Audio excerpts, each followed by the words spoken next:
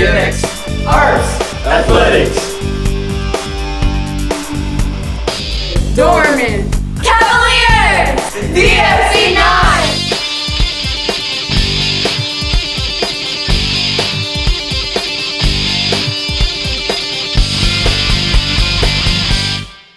Good morning, Cavaliers, and welcome to this episode of DFC 9. I'm Trinity McDowell. And I'm Thomas Stubblefield. On this episode, we will visit the marching band to find out how they are using their musical talents along with marching ability to perform all over the country. We will learn about the competitive side of cheerleading and how the Dorman cheerleaders are preparing themselves for their last competition of the season. We'll also see what JROTC offers to the students enrolled in the program, as well as how it prepares them for their future. We've got the scoop on the latest phones, and we will see if the opportunity to upgrade your device is worth the price. But first, with Election Day coming up, we wanted to find out how aware our fellow Cavaliers are of our elected government officials. I don't know about you, but I don't know anything about our government except for what I've learned in my civics class. Me too. Here's Abby Franks with this episode's Cavalier Questions as we find out what DFC knows about the exciting world of government. With the upcoming election deciding our future for the next few years, we've decided to test our DFC students' knowledge on our country's government on this episode's Cavalier Questions.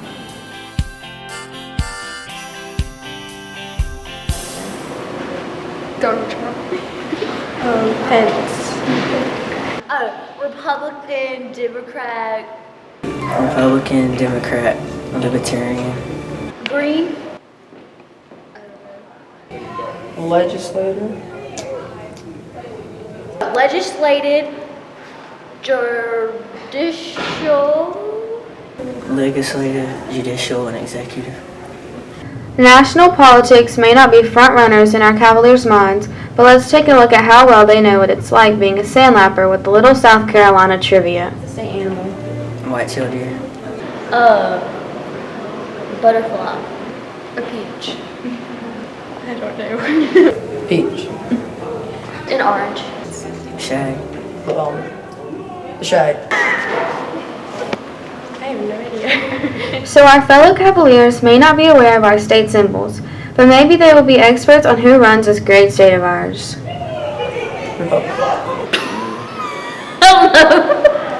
Henry McMaster. I don't know. While our DFC students may not remember all they've learned about our state government positions, let's see how they view the importance of the voting process. Yes, because it's how our country runs and we need everybody's opinion. Yeah, because you need to vote for who you think should be the president. Yes, because it shows our opinion and who we want to run our state. Yes, so the people can choose who leads them. We may be too young to vote, but that doesn't mean this isn't important. Voting is valuable because as we get older, we will get to use our voices to elect who we want in power. One way we can use our voices now is to raise them in song as we sing our national anthem. Oh, can you see By the dawn's early by the sun. We will. No matter if we know all the words or if all the voices were in tune, we should all be in tune with the political process here in America. That means encouraging those of age to go out and vote this Tuesday. For DFC 9 News, I'm Abby Franks. Back to you on the studio. I didn't know a lot of those answers, but I do know that I'm going to encourage my parents to vote this coming Tuesday. I'm definitely looking forward to a 4-day weekend. I don't know about you, but I'm in need of a break. I'm sure that the Marching Cavaliers will enjoy having a break after their state competition this weekend. The hard work and dedication these musicians have put in since July is evident as they enter the field of competition each Saturday. Our fall term here at Dorman is coming to a close. That now also means the end of the season for many of our athletic teams here at Dorman, but also the season of the Marching Cavaliers is drumming to a close. More complicated than it looks, band dwells further into more than just playing instruments. Marching band requires students to memorize music, play it flawlessly, all while marching across the field and providing a stunning performance that looks as good as it sounds. Marching band is like a family, and all we do is play instruments, but the music that we make and the visuals that we do is what makes us beautiful. It's like family. It comes together and we play and we have fun and we do a lot of competitions and It's just really fun, and it's just such a loving team. The marching band is comprised of different sections that are each integral to the success of each performance. Winds, which includes our brass and woodwind players, our color guard students, and our percussion students. To have a successful performance, each section complements one another, whereas the winds may provide more of the melody and the main idea of the music. The percussion gives us our rhythmic background and basis, and our front ensemble students perform on mallet keyboard instruments, and then our guard combines elements of dance and weapons like rifles and sabers, as well as flags, to give us the visual element for our program.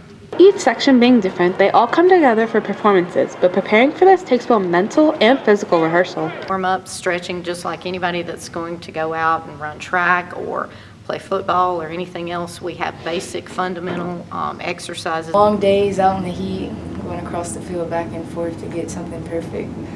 Remember that everything happens for a reason, so if I mess up, I just get back in and just push through the performance. With its combination of bringing arts and athletics together, the marching band is a truly unique extracurricular activity. It takes a lot of practice to dominate other schools and come out on top in competition. But no band is perfect. The Marching Cavaliers work hard each week to utilize their strength and work upon their flaws. Main strengths in marching band right now is whenever we listen back to any of our performances that we've done, we sound really, really, really well. We usually get good marks on our overall tone and quality, and usually our color guard and percussion as well. Our weaknesses are keeping on track things. Sometimes we don't communicate well, like when we're supposed to go somewhere, no one says anything, so you kind of don't know where to go. The Marching Cavaliers the best of luck as they enter the field of competition this Saturday. I'm Talicia Concepcion for DFC 9 News. Good luck to the Marching Cavaliers as they tame the Wild Wild West this weekend.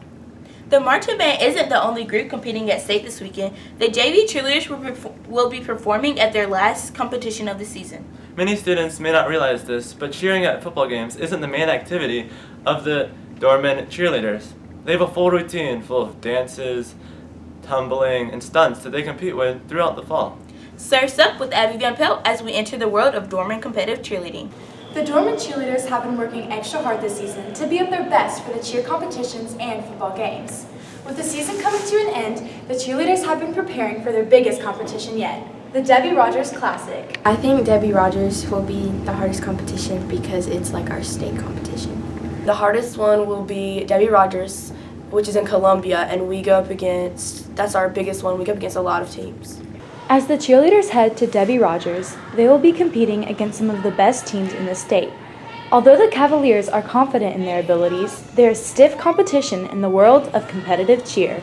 Lexington, because they have a lot of tumbling and they're doing varsity level stunts for their JV team. Chapin, because they have a really good tumbling and they get first and they won state. To make sure the cheerleaders are on their A game for every competition, they practice during the summer and all the way through the school year. These practices cover all the elements of a cheer routine, from the stunting to tumbling, as well as dance and cheer. So first we roll out our mats and we start with stretches, and then we work on our jumps and our tumbling and warm up our stunts. And then we just do a little mark through the whole routine. And then after that, sometimes we go full out, which is we do the whole routine, or we just work on different stunts and different parts. Every cheerleading squad has weaknesses that can hurt them in competition, even Dorman JV. However, the Cavalier cheerleaders have certain qualities that make them stand out from other teams in competition. Coming into this, I didn't know what to expect, honestly, but they have exceeded anything that I have asked them to do. They go above and beyond. When most people think of cheerleading, they think of girls running and jumping around. But cheerleading is a lot of hard work. These girls run, lift weights, and get hurt just like any other athlete. They just do it with a smile on their face. I think competition is a sport because we have to work hard to be the best. They've never done it or they've never tried it, so they don't really know what we do. We do more than just cheer for the football team at the game. On Saturdays we have competition. We get hurt a lot. Hopefully these athletes can stay safe for the rest of the season. Wishing the best of luck to the JV cheer squad as they flip their way to the top for their last competitions. For DFC 9 Sports, I'm Abby Van Pelt. Wow, the Dorman cheerleaders really are true athletes. It must be exhausting being a cheerleader. I'm sure after a long day of practice, the Dorman cheerleaders need to relax. Yeah, and what better way to relax than scrolling through Instagram or FaceTiming a friend? Exactly. Speaking of phones, my phone is having so many issues. I'm thinking about upgrading it soon, but there are so many options. I have the same issue, as it can be difficult to keep up with, and it's hard to know which phone is best for you. Here's Parker Bowen with the exclusives on the newest phones. With all the new phones launching, you're probably wanting to upgrade to something newer. However, the choices of phones can be a little overwhelming. Many of these new devices include interesting and advanced features like waterproofing, motion sensors, and improved cameras. But there are some key differences that might help you make your decision. With social media being the most predominant use of our phones, we all want the best pictures or videos to post online. Of course, the quality is different for every phone, but the current device with the best camera quality is the Google Pixel 4. The new Google Pixel 4 includes a telephoto lens for optical zoom capabilities. The photos are merged with digital zooming filters, making the details softer and the image clearer. This means that the camera has the ability to take zoomed-in shots without the finished product being grainy. Along with this impressive feature, Google's portrait mode has also improved. It's better at finding the edges of objects and determining where to start blurring the background of the photo. Lastly, the advanced device also introduces astrophotography and a new night sight mode. Google claims that the phone can take detail-rich photos of the night sky, and it can lighten dark spaces in order to get the clearest image. It's safe to say that all these new features put the Google Pixel's camera in the lead. Similar to the Google Pixel 4, the iPhone 11 and the iPhone 11 Pro have very advanced cameras. The new devices include a night mode, an improved portrait mode, and an interface to capture all the right details and colors.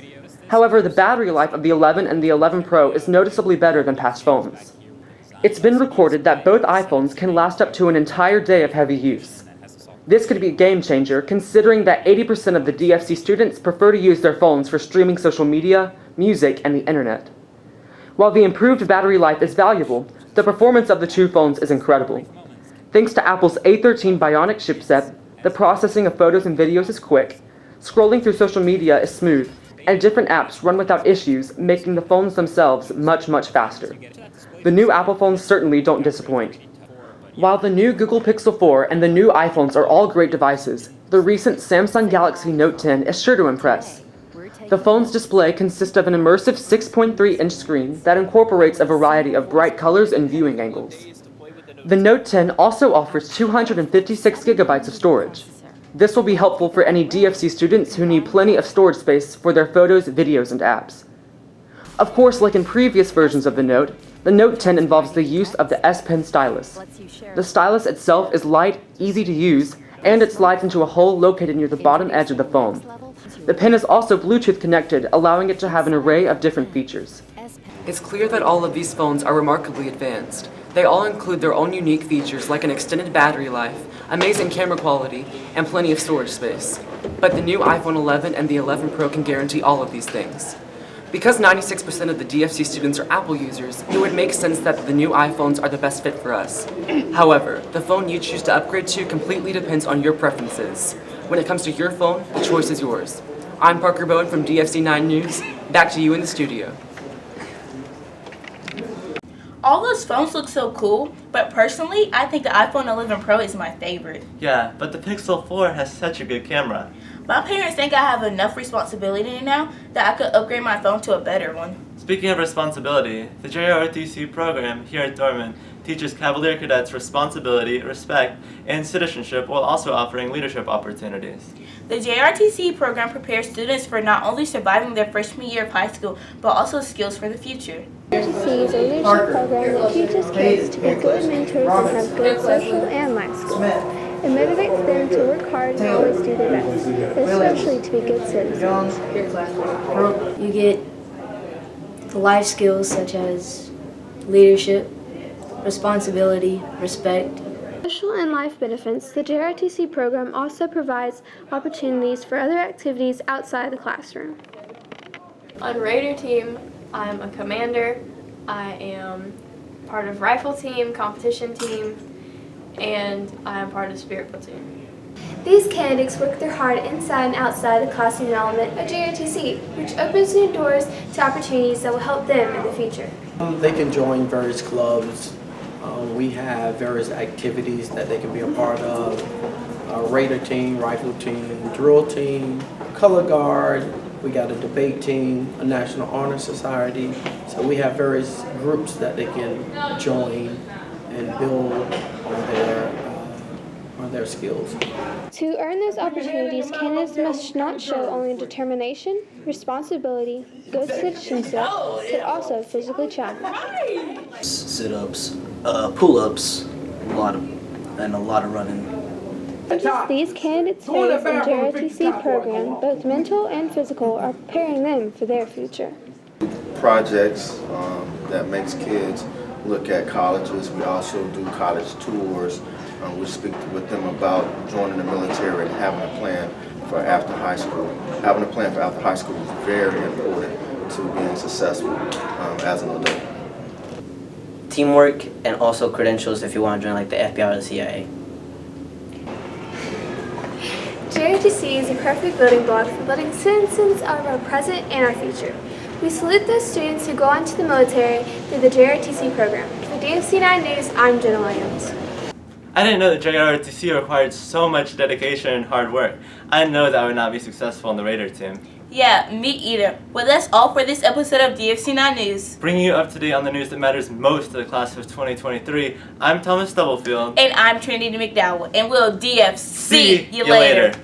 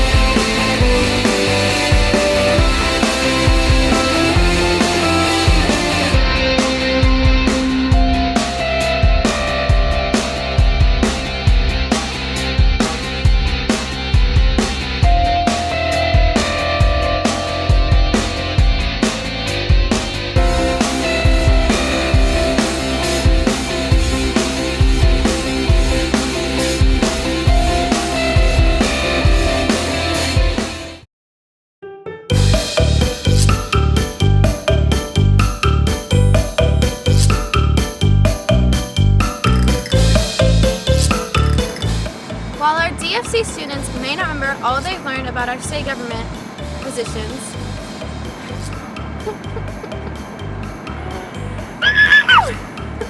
it together! New iPhones can guarantee all of these things. Because DFC students...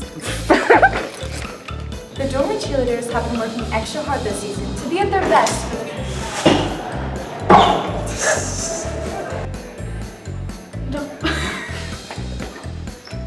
I don't know about you, but I'm in. What the world did I just say? Our DFC students' knowledge on what is going on. These candidates work their hardest inside and outside the classroom element of JFTC, which opens new doors to new opportunities in that. And I'm Thomas Stubblefield. On this episode, we will visit the marching band to find out how they are using their musical. Okay. Oh my God.